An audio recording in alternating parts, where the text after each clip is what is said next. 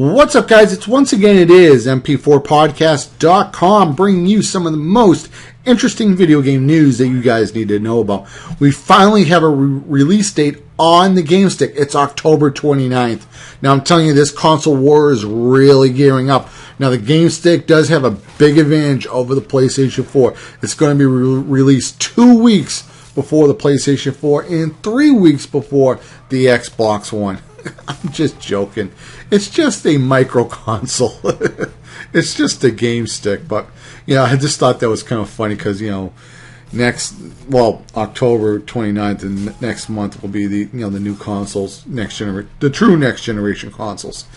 But what I want to talk about the game stick, a lot of people are already just dismissing this little microconsole because they're saying, it's not as powerful as the Ouya because the Ouya has a Tegra 3. And so on. Let me just say this, I'm fine with the game stick just having the graphics of, let's say, a PSP or a 3DS. All I want for the game stick is to have quality games.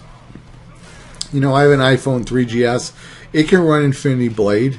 So maybe the game stick can maybe upskill the games a little bit, like how the 360 and the PS3 do. It's kind of like that sub HD, like the fake HD that we're kind of trying to get out with the next generation consoles.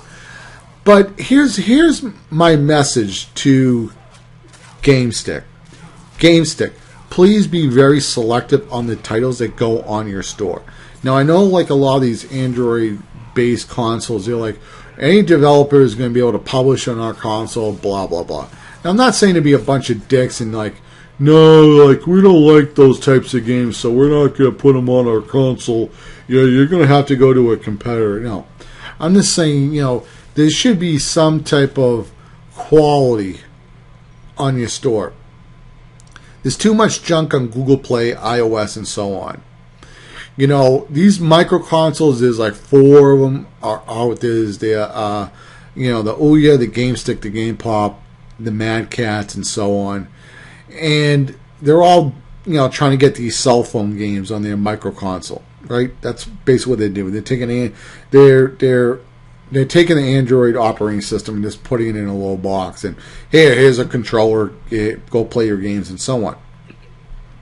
That's fine. I don't have a problem with that.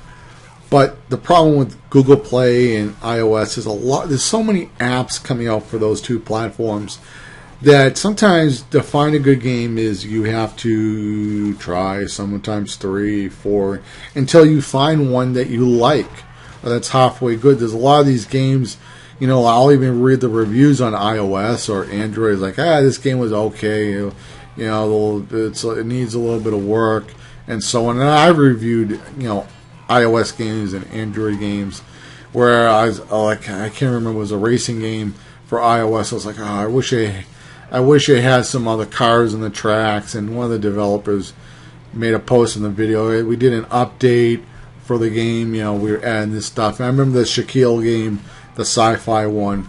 A lot of people were complaining that I can't remember what Shaq said. He said Shaq time.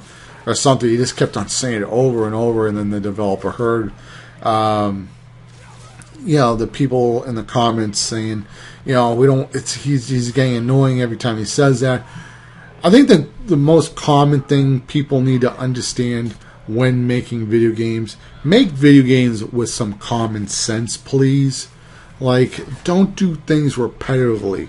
If something is boring or you're trying to hit a launch date, push it back. Because once you get bad reviews, that's not a good thing. Now, a lot of games have improved with updates. Like that racing game, they added in the extra racing cars so it doesn't feel like you're racing by yourself all the time. And the Shaq game got updated and so, where he doesn't say that. And then those games would have been reviewed a little bit better. And that's the problem with these iOS and Android games. So what I'm saying to GameStick is be very selective on what gets on your store. Make sure it has some type of approval process that if you buy something, you're going to get a halfway decent game. I'm not saying it has to be a 10 or it has to be a 9. I think games should be trying to at least, bare minimum, trying to get an 8, okay? Because if a game gets an 8, maybe somebody else could play. It's like, hey, I think this is almost a 9. Or maybe it is a 9. So if it's an 8 and somebody doesn't like it, they might rate it a 7 or so. So the 8 is like the B, okay? That's their opinion. Like that's the magic opinion, letter, number, where most people, if they think it's an 8, some people will, a smaller percentage will think it's a 9 or a 7, okay? So that shows your quality overall. And of course we all want to have 10s and 9s, but that's not really realistic. And I don't want to go fishing on these microconsoles and so on and going through a bunch of crap. I just don't want to do it. I don't want to do it. Like I said, that's a problem on iOS. It's a problem on Android and so on. And sometimes you even pay for these games. A lot of these games will be free for a couple of days. They release games for free on iOS and Android. So people will download them and then they'll talk about them. They're tweeting, hey, I'm playing this game, blah, blah, blah. And word spreads around because a lot of these companies, they don't have any other advertising. They're better off just releasing maybe 100 or 300 copies of people who will probably download it, and then they hope that word of mouth catches on. But what I would say to the GameStick guys, go after good games if they haven't even submitted, and then translate those games for them. Tell them to make the game for the GameStick, like Gunman Clyde, Pizza Boy, you know what I'm saying? Or the Game Loft games, and get these good quality games on your platform. And I would rather have, excuse me, yet he has a mute button, and if I need to clear my throat, I just hit the mute button. That's what that was about. But I would rather have one good game on the GameStick a week than have 10 games showing up on the GameStick, and I have to fish through 10 of them to find one good game. So my message is, I wish you well. I may buy one. I'm not quite sure. I really haven't thought about really investing in a microconsole. But what I do like about your microconsole is that it has that little USB sticky where you can plug it into your computer, and that's where you buy your games and so on. And then you take a micro HDMI cable, and you take that little game stick part, the little USB, and you stick the little micro USB HDMI part into that game stick, and then the HDMI cable onto your TV. So I can go on Amazon and buy like 3-4 of these little micro HDMI cables, plug them into all the different TV sets, and I'll just leave the cable underneath the television and just plug it in when I want to play on my living room TV set, my bedroom TV set, the kitchen TV set. That's a little crazy. Now doing that with an Ouya, that's a pain. You have to bring the power plug in, have to bring the it's not a big deal, but it's more of a hassle where it's like, I don't want to do this. But the GameStick is very, very convenient.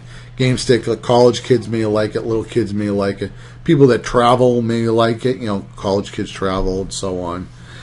So yeah, I wish you luck. I want to see your store to have good quality games. I no longer want to be fishing for a gem anymore. So if you guys can do a good job in seeing what's good, or like,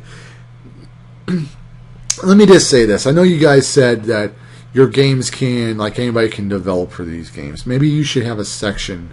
You're probably already going to have this, but editor's choice, I think that should be editor's choice of the week or something like that. Staff picks, things like that. But like I said, I wish you well, and good luck on October 29th. Once again, guys, this has been mp4podcast.com. If you're new to my channel, please hit that subscribe button. Always making new videos all the time. You guys have yourself an awesome day. Later, guys. Bye.